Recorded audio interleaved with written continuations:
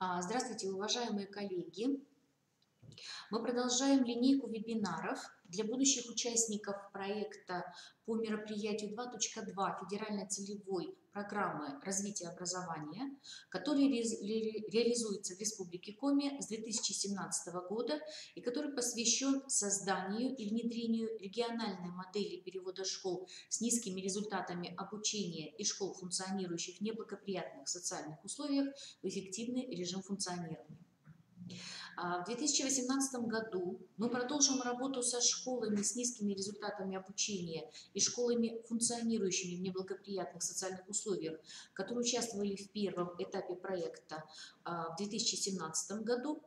Но приоритетной в 2018 году будет работа с сельскими школами, определенными как школы, функционирующие в неблагоприятных социальных условиях.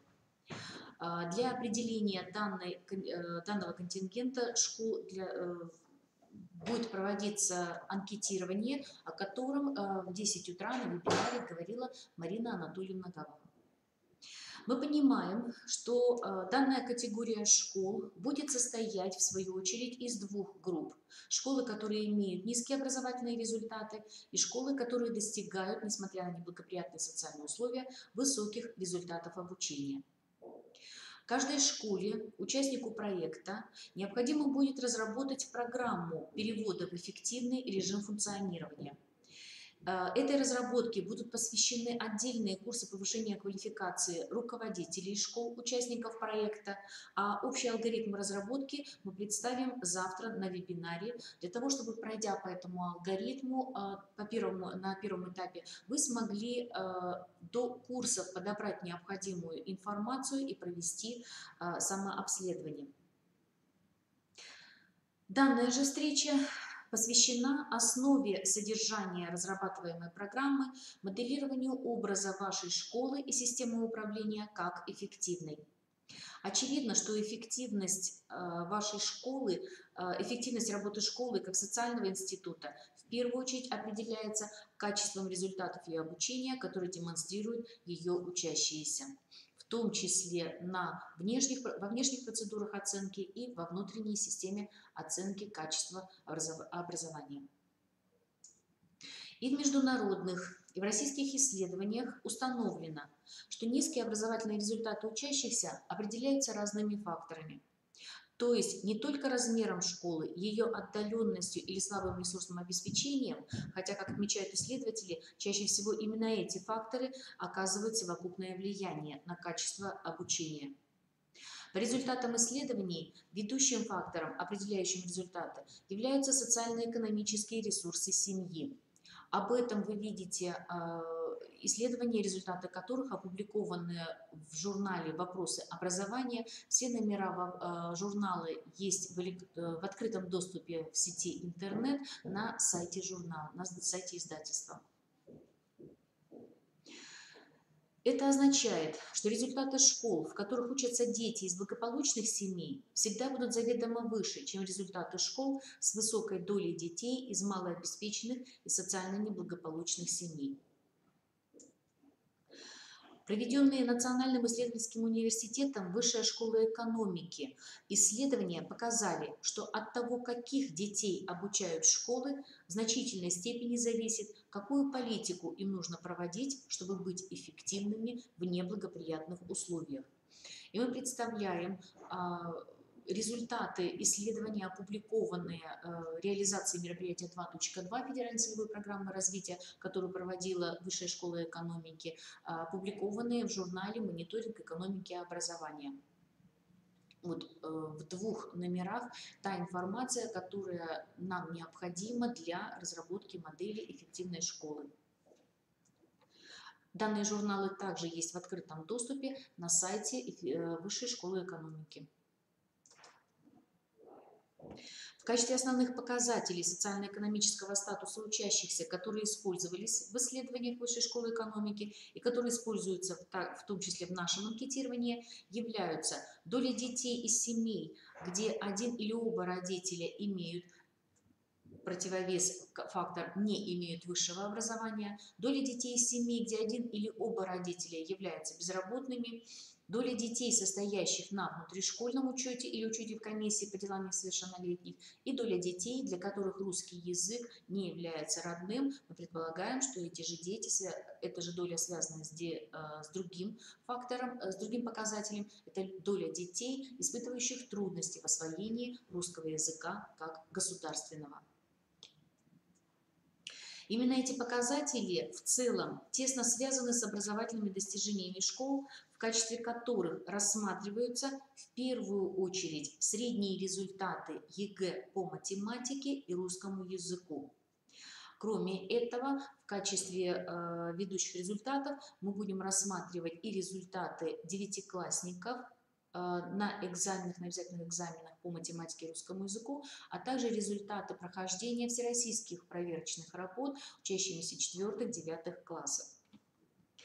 Однако в отдельных школах социальные сложности контингента учащихся не являются непреодолимым барьером для высоких достижений, а социально благополучный контингент в других школах может не гарантировать достижение высоких образовательных результатов.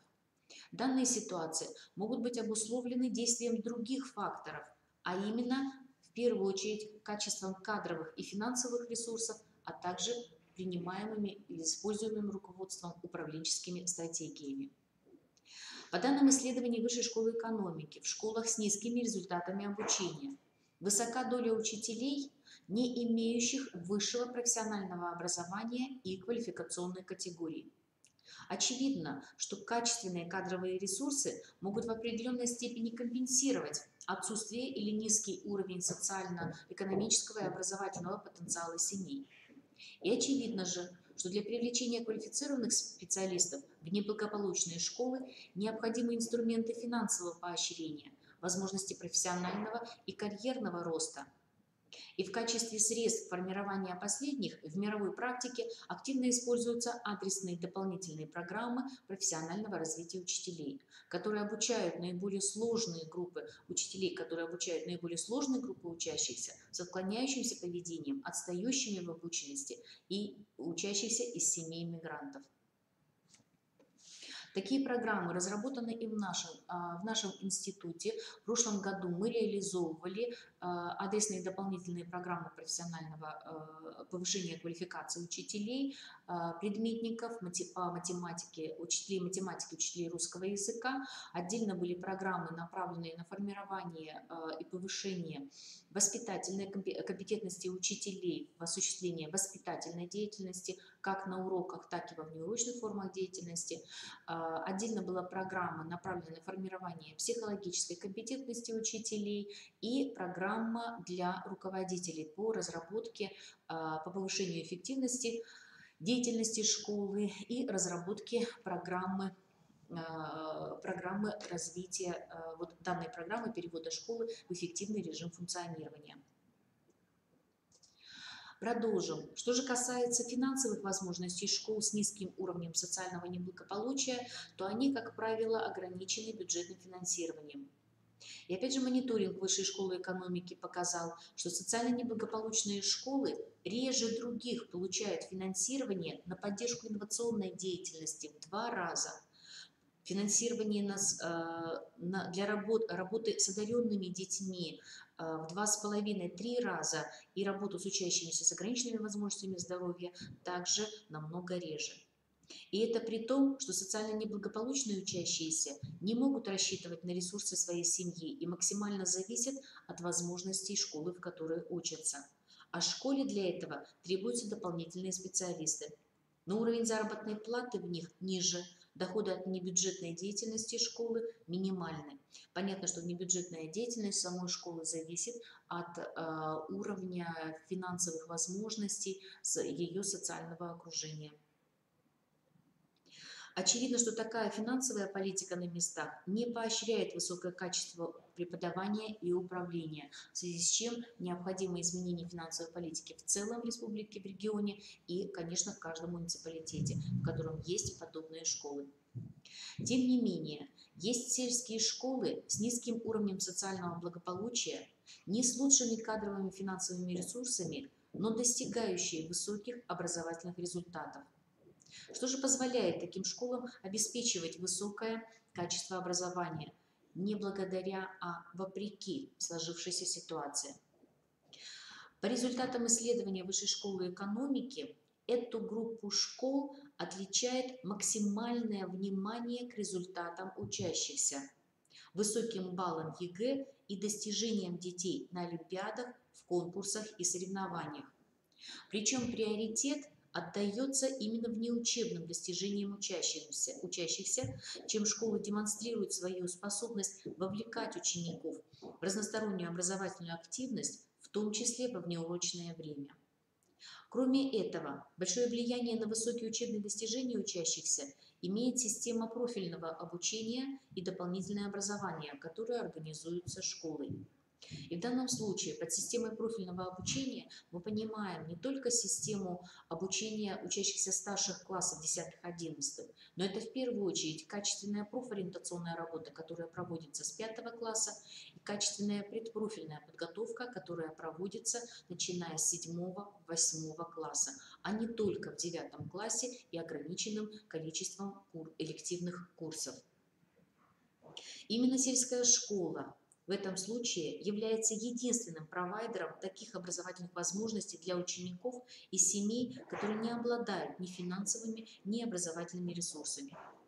Однако большинство сельских школ Республики Коми из числа работающих в неблагоприятных условиях не используют возможности профильного обучения и не создают широкий выбор кружков, секций и факультативов для учащихся.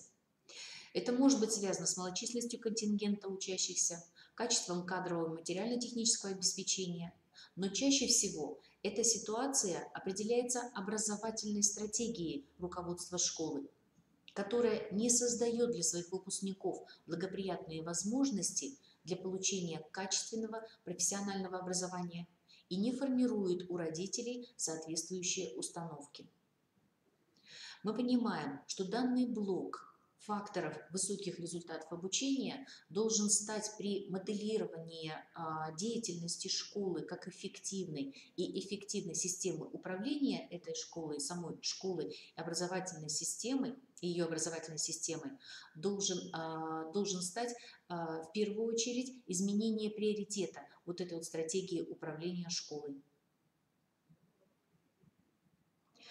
Введение, переход на организацию профильного обучения, создание системы дополнительного образования в школе, в том числе посредством сетевых возможностей с учреждениями, рядом расположенными в населенном пункте. Но приоритетом, вы видите, все-таки отдается внимание именно к результатам, к образовательным результатам учащихся. Итак, если эта ситуация характерна для вашей школы, то есть у вас нет профильного обучения, нет системы дополнительного образования, не отдается в системе управления внимание внеучебным достижениям учащихся и достижению высоких результатов сдачи ЕГЭ, необходимо в первую очередь изменить, мы понимаем, характер управления. И первое, что нужно сделать, это обратить особое внимание на кадровые вопросы и работу с педагогическим коллективом школы. Приемы увольнения учителей, их регламентация, распределение рабочего времени, что на сегодняшний день является особой зоной внимания и особой проблемной зоной внимания для руководителей и самих учителей. Руководство в вопросах качества преподавания. В целом, такую тактику можно определить как проявление руководителем школы педагогического лидерства, которое является атрибутом эффективного управления. Это особенно важно в школах с наиболее сложным контингентом учащихся, дефицитом кадровых ресурсов и затрудненной ротацией кадров. Директорам школ, больше сосредоточенным на решении хозяйственных вопросов, управлении бюджетом и общей оценке качества работы школы, необходимо отдать приоритет решению таких вопросов, как организация повышения квалификации и карьерный рост учителей, курирование методических объединений, организация наставничества над молодыми педагогами, обсуждение достижений учащихся и проблем учителей. И мы понимаем, что во всех этих вопросах речь идет о системе методической работы с педагогическими кадрами. Очевидно, что одним из главных факторов достижения высоких результатов обучения является качество преподавания. В основе его лежат такие составляющие профессионализма учителя, как предметные знания и компетентность учителей в управлении классом, а также умение учителя работать с одаренными детьми, учениками с ограниченными возможностями здоровья и учащимися, имеющими поведенческие проблемы. Еще раз повторим, что обязательным условием способности школ преодолевать негативное влияние низкого социального статуса семей и обеспечивать учащимся высокие результаты является то, что учебные результаты, как итоговые, так и демонстрируемые на разных этапах обучения, находятся в фокусе внимания школы и рассматриваются ее директором как обязательное требование. За рубежом подобную стратегию называют стратегией высоких достижений, высоких ожиданий и рассматривают как основу школьной эффективности.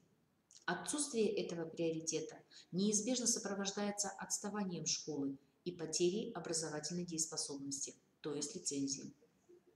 Таким образом, результатом проведения всех этапов анализа при моделировании новой образовательной стратегии управления школой является определение способности школы обеспечить своим учащимся качество образования, преодолев дефициты семейных ресурсов, обеспечить максимальную образовательную мобильность всем учащимся за счет дополнительного образования и профильного обучения, становясь для этих учащихся так называемым социальным лифтом.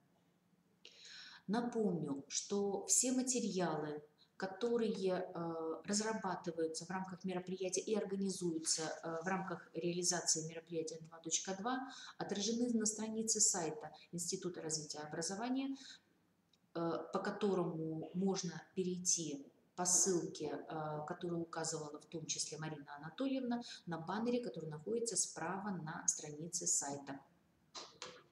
Здесь, на этой странице, размещена и будет обновлена нормативно-правовая база по реализации мероприятия. Будут конкретизированы и уточнены участники проекта 2018 года. После того, как вы заполните анкетирование и будут проанализированы результаты, и после обсуждения этих результатов с самими управлениями, муниципальными органами управления образования, здесь будут размещены в том числе те вебинары, которые размещены сейчас в видеозале института, на сайте института. Здесь же будут организованы и размещены материалы по организации курсов повышения квалификации. Обращаю ваше внимание, что на этой страничке размещен виртуальный методический кабинет, в котором уже есть некие методические материалы, в том числе по разработке программ перевода школ в эффективный режим функционирования. Здесь же в виртуальном методическом кабинете мы организуем консультирование для педагогов и руководителей школ. Этот же виртуальный методический кабинет с консультированием будет дублироваться на портале «Открытое образование Республики Коми». Здесь же будут размещены те методические рекомендации, которые до конца апреля будут разработаны в рамках реализации этого проекта. И материалы по мероприятию 2.2, в том числе включая отчеты, в том числе включая методические рекомендации, будут размещаться также на страничке проекта. Итак, коллеги, сегодня мы говорили о моделировании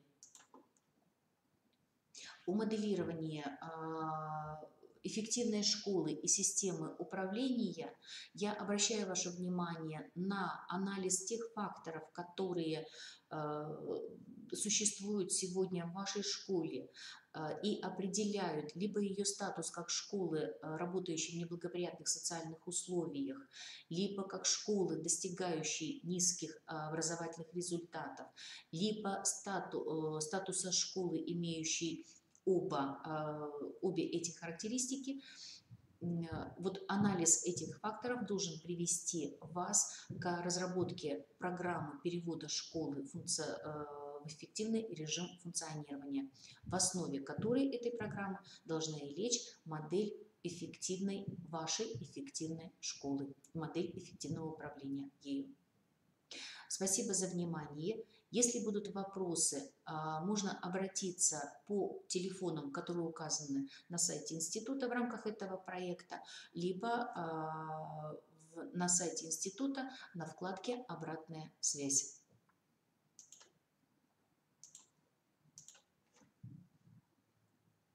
Спасибо за внимание.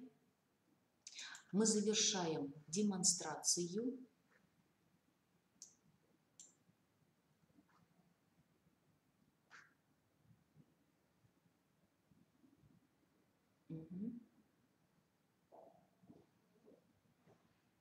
Я не вижу вопросов, которые бы сегодня были озвучены.